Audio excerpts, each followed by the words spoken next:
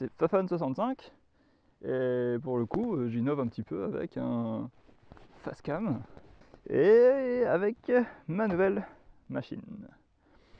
Donc jusqu'à maintenant je roulais avec une DNA 50 que j'avais présentée dans l'effroyable, le terrible destrier. Depuis il s'est passé un petit temps sur vidéo, il s'est passé quelques trucs. Donc déjà j'ai pu me payer la formation 125. Alors tout le monde me dit pourquoi pas le permis, gros cube directement, tout ça tout ça. Bah, j'ai le permis bagnole depuis quasiment 10 ans. Et du coup pour 250 € et 7 heures de ta journée, paf, tu peux passer sur une 125. Alors que si j'avais dû passer le gros cube, bah, vu que ça fait 10 ans que mon dernier examen de conduite s'est passé, je dois passer le code. Ensuite, gros cube, plateau, circuit, tout ça. Autant te dire que ta moto, c'est pas tout de suite. Alors que là, en fait, j'ai craché 250. Une semaine après, j'ai craché 1200. Et bam, j'étais sur la route avec une moto. Une 125 qui pouvait prendre le périph', l'autoroute, tout ça. Autoroute, ok, mais. Donc, ce qui s'est passé, voilà, en juillet. Et j'ai acheté la moto. Donc, j'ai été chercher une petite CBR 125. Jour. 7000 bornes, 1200, la machine était état neuf, il n'y avait pas une rayure, rien du tout. Ça faisait un moment qu'elle n'avait pas roulé. Et c'est là qu'a été le piège. Mais sinon, c'était vraiment un petit bijou. Peut-être mettre des extraits, je sais pas. Ah bah non, j'ai tout perdu. Parce que j'ai perdu plein de choses. Hein. Du coup, elle roulait presque bien. J'avais un problème quand je tenais le régime, elle s'étouffait. Quand je voulais aller, en ville, ça allait. Mais si je commençais à prendre le périph', 90, régime constant, elle s'étouffait. Et pas moyen de trouver. Au début, j'ai suspecté le robinet à dépression. J'ai testé, j'ai regardé. Ça marchait super bien. La carburation. Donc, je l'ai fait passer pour une révision totale au garage. Où ils ont trouvé que les gicleurs étaient cassés. Donc, bon, ils m'ont réparé les gicleurs. Et bon, les joints étaient un peu pourris. Ce qui pouvait être une cause. Donc, déjà, j'ai récupéré du garage 400 € de facture. Ça fait mal. Mais c'était. Tu sentais que la machine, ça lui avait fait du bien.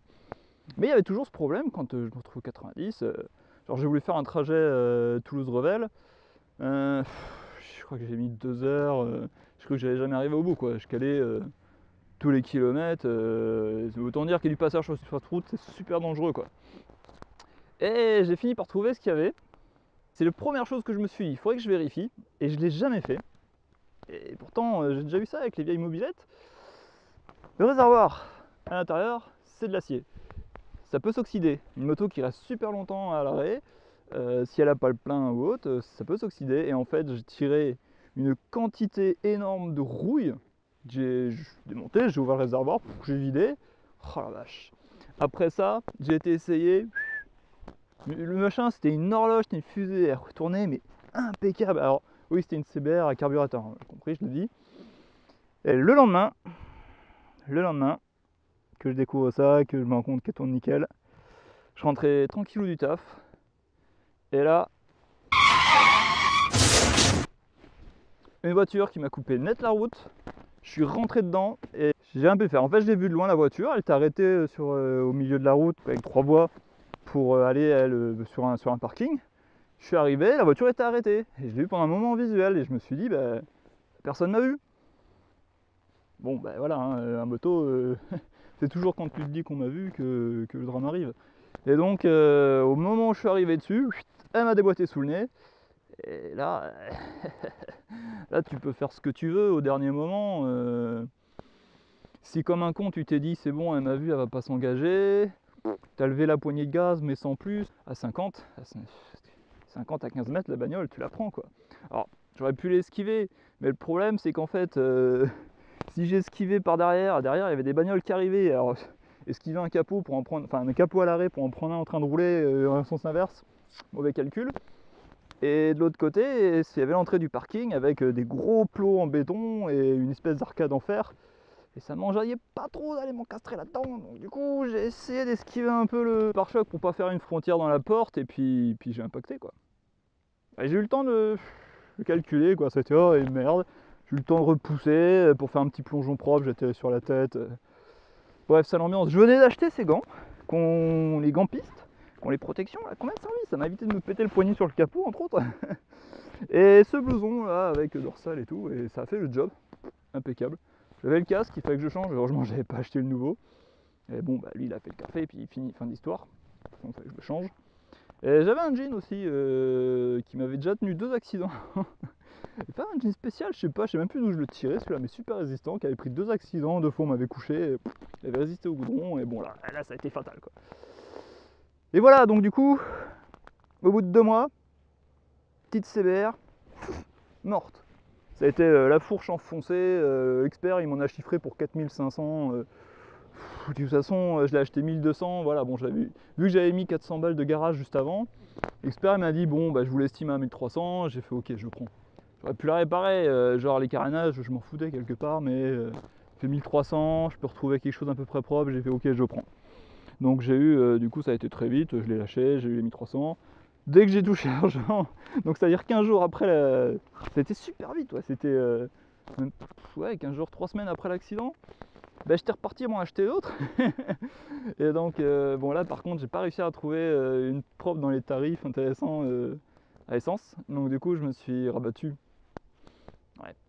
sur une CBR de 2001, donc là c'est la première fournée qui est passée à l'injection. L'injection, c'est triste. L'essence, vous voyez, c'est. Alors effectivement ça pollue plus, mais t'accélères, t'as un petit coup de pied sur la 125, t'accélères, t'as un coup de pied au cul, ça gratte et tout. L'injection, comme ils disent, c'est fluide, c'est linéaire, mais par contre c'est mou, c'est super mou, t'oublies la patate, t'oublies la rage, tu te fais des wheelings, t'oublies quoi, enfin non, c'est sur des gros cubes, sur des plusieurs pattes et tout, ça fait du très beau job, mais là sur le mono injection, non, c'est pas ouf, hein. C'est vraiment pas ouf. Mais bon, c'était pas cher, j'ai pris ça. Il me fallait la moto de toute façon pour aller embaucher tous les jours, parce que pas question sur Toulouse d'y aller en bagnole, hein. Oh, l'enfer quoi. Ceux qui y sont connaissent. Et donc voilà. Et le problème de la CBR, c'est une petite sportive. Et moi, je viens quand même à la base de la campagne. On faisait les cons kilomètres entiers, habitués à faire ça avec des mobylettes, mettre dans les chemins. Moi j'ai pas eu de scooter, mais un pote quand il a eu le scooter pareil. Après on avait eu 80 DT et ce genre de conneries. On a été jusqu'au 600 Ténéré. On n'avait pas le permis rien et on faisait que du champ et des chemins, hein. J'avais des potes agriculteurs. Et voilà, fait con les chemins, et moi ça me manquait quoi. Sur la route c'est sympa, mais les chemins quoi, les chemins. Et donc voilà, et je me suis dit, je veux une TDR. J'avais déjà vu, je sais plus où je l'avais croisée cette machine. Et j'aime bien la gueule que ça a, j'aime bien la machine que c'est. Et du coup je m'étais dit, je veux une TDR. Je sais pas pourquoi, je me suis mis ça en tête et c'était j'aurai ma TDR. Et je me suis mis à regarder le bon coin et peu de temps avant Noël, voilà, bon bah là c'était mon cadeau de Noël. J'ai trouvé cette occasion. Elle était à combien? Elle était à 1100, c'est ça. Putain, j'ai fait 1100. Elle je l'ai acheté, elle avait 17 000 km. Le mec tout à fait honnête, j'étais voir le samedi, je sais la moto, rien à redire. Super propre, et je lui dis bah quand est-ce que je peux revenir? On me dit oh bah j'avais pas fait de chèque de banque, rien. Il y avait le mec qui me dit ouais bah vous réglez une partie en liquide, une partie en chèque, moi je m'en fous hein. Le lendemain j'étais de retour, liquide chèque, hop là j'embarque la moto. Et j'ai fait un petit retour, grand sourire, hein. Wouh. C'est du 2 temps, c'est du 2 temps. La TDR 125 c'est du 2 temps, il y a la patate du 2 temps tu vois. Et en plus 2 temps ancienne génération, là c'est un moteur les premières générations, et elle est débridée en plus. il y a 20 et quelques bourrins là-dedans, là, c'est un peu plus déjà que les 11 de la. Oui, je double par rapport à la CBR. Et c'est pas mal pour faire du chemin. Alors bon, seul point noir, on est à Toulouse, et Toulouse, alors c'est le sud peut-être, mais c'est le sud vert, c'est très vert. Et j'ai essayé une première fois des chemins, je peine rentrer, j'ai cru que j'en sortirais jamais. Voilà, j'ai attendu que l'hiver passe, là il a fait beau, mais non, il a plu hier. Du coup je me suis dit, je vais quand même essayer, et le terrain est super gras, j'ai tenté un chemin, tu roules pas, tu glisses, puis tu sais même pas si tu t'en sortiras. Là c'est pareil, j'ai commencé à rentrer en chemin et qui descend super, il y a une pente là. je me suis stoppé avant que ça commence à de la terre, c'est du gravier encore derrière. Je sais même pas si je vais remonter. Parce que bon, j'ai des pneus trail, là, il y a des sillons un peu profonds, mais bon, voilà quoi. Faut rester sur du sec, hein. T'as pas des crampons comme une enduro, tu fais pas d'enduro. Et ça y va quand même, c'est plutôt cool. Et donc, quand je disais que je vais mettre des extraits de la CBR, finalement non. La première et deuxième aussi, j'avais des balades. Et ben c'est parce que j'ai un disque dur qui m'a lâché d'un Tera où j'avais tous mes montages, toutes mes captures, toutes mes vidéos, des scénettes. Donc j'ai plus d'images de la première CBR. Donc c'était une petite vidéo pour faire un peu le point, voilà. Il va se remettre à faire beau, je vais pouvoir sortir celle-là dans les chemins. Il y aura peut-être moyen de faire quelques vidéos. Il y a un groupe de 125, là on a fait une balade l'autre jour.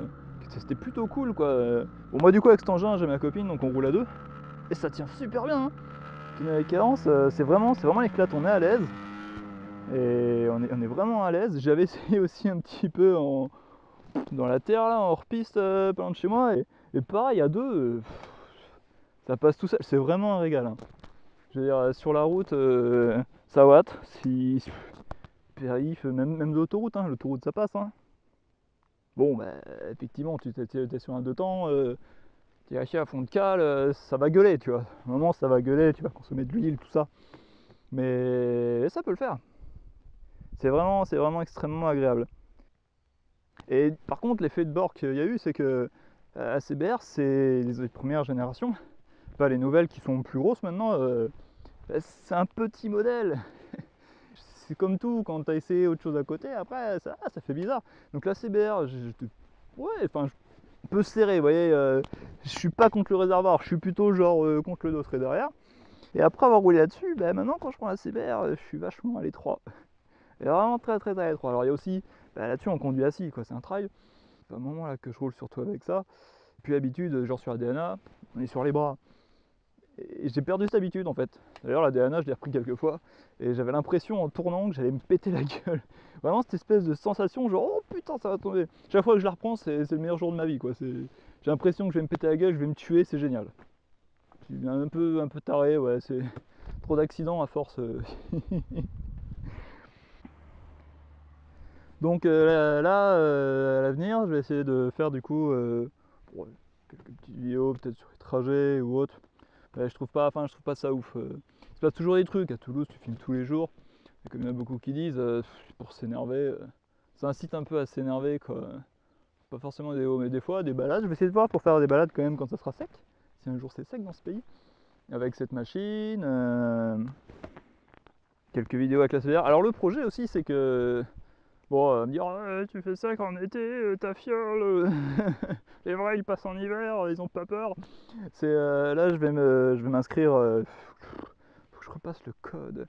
Je vais m'inscrire pour passer le code et passer mon permis gros cube. Et du coup l'idée ça va être je passe le gros cube pour cet été et je revends la CBR et je vois ce que je peux m'acheter avec ou en complétant un petit peu. Passer à la grande sœur ce serait bien. J'aime beaucoup la tête qu'elle a.